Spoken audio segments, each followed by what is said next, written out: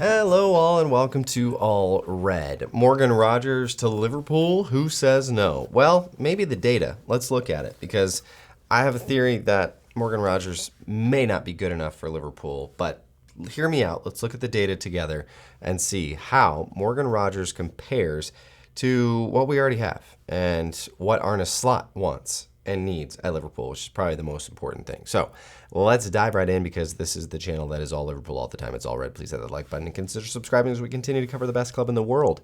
Let's jump in here. So first and foremost, here's kind of an overview. I'm going to compare Morgan Rogers with Dominic Szoboszlai, right?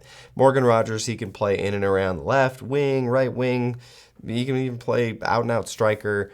But the majority of what he does is that central attacking midfielder. So first off, I don't see Liverpool spending the amount of money it would take to get Morgan Rogers to leave Villa and come to another Premier League side. He's an English kid, and he's just going to be really expensive. And I don't know that it justifies the price tag to bring in somebody. And we're going to look at the stats and see that he's got some big deficiencies that I don't think Slot would put up with, and I just don't know why we would spend money on this. So first off, let's just look at some of these. So the big thing with Morgan Rogers is he's got 10 goals. What was it? 10 goals.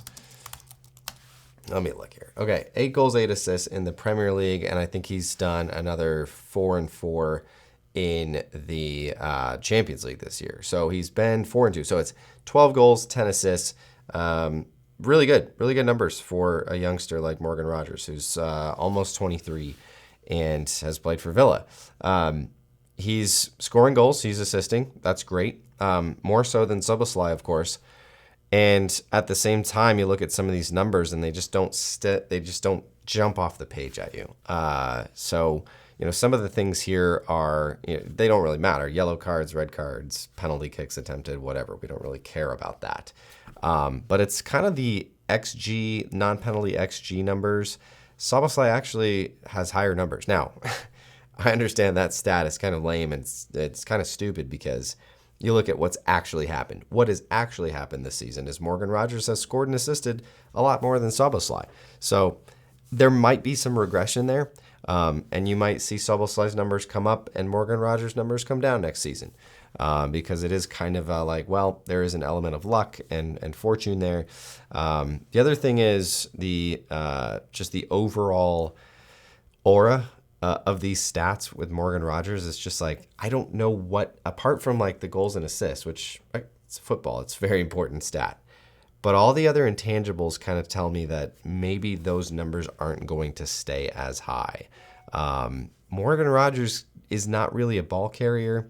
And let's look at the passing stats because this is where I have the most concerns. Check this out.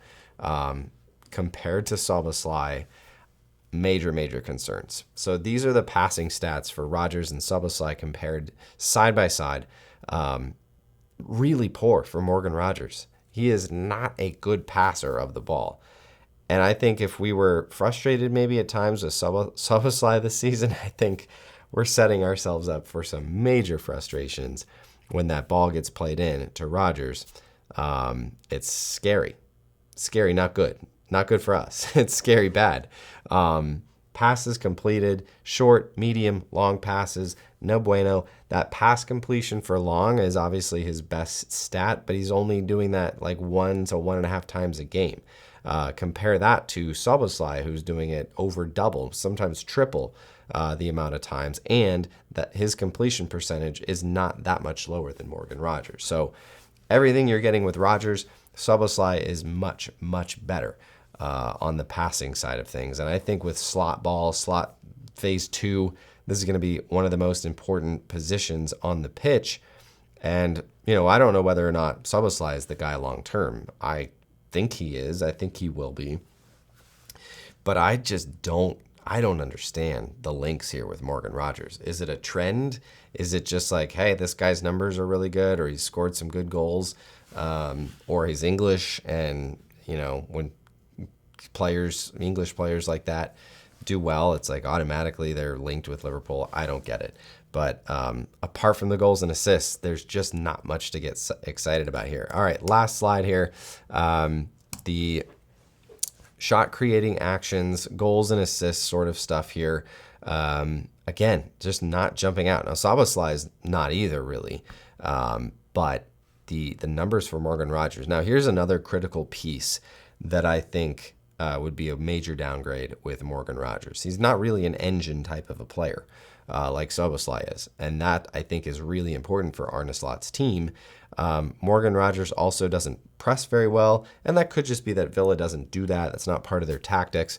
But I don't see Morgan Rogers being the type of engine, the type of energy that Szoboszlai is up top. Even Curtis Jones, to a degree, can do those things better than Morgan Rogers. So I'll boil it down to this. I don't think Morgan Rogers is good enough for Liverpool, and I don't see Richard Hughes and Arne Slot saying, yes, let's go shell out £80 million to bring in Morgan Rogers to Liverpool. I just don't see that happening. I think it's a little bit of a fad, and I hope this video has been helpful in just kind of showcasing some of the stats for both of these players, and mostly just seeing how Morgan Rogers, maybe if you break down the goals and assists facade, there's not much there. It's kind of a straw house. So anyways, hope that's helpful. Let me know what you think in the comments. I'd love to know what you guys think. Do you think Morgan Rogers is good enough for Liverpool? And do you see us going and getting him this summer?